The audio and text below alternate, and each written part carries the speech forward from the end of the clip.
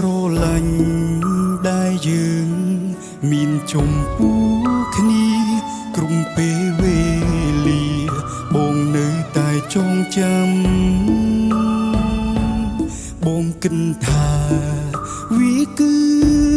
ជាក្តីស្រឡាញ់ពេញលេញសម្រាប់ជីវិតបង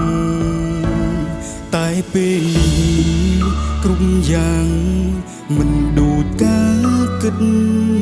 ព្រមវមិតអូនក៏លែងដូចមុន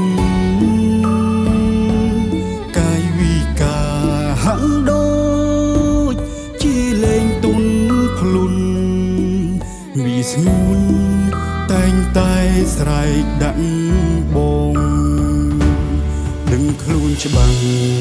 ថាអូនអស់ចិត្តស្នេហ៍ហើយតែនៅឡើយបងធ្វើជាល្ងងព្រោះមិនចង់បាត់បង់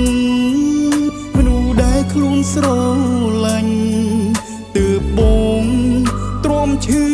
ចាប់បែបនេះតើបងគួរធ្វើយ៉ាងណាទើបលុបមកដឹងតកាដែលជាប់ក្នុងខួរក្បាលបានគ្រប់ពេលនឹកឃើញម្ដងទឹកភ្នែកក៏ហូរស្រក់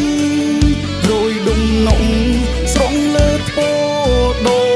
សែនឈឺចាប់ពេលខ្លាំងពីបាទ្រាំពេកចង់ស្រែកឲ្យធូរទ្រង់មិនចង់ឃើញខ្លួនឯងឈឺចាំរីងរៃតែពេលនេះវៃហួសពេលអស់ទៅហើយនៅឡើយរស់កុំតខ្លួនឯង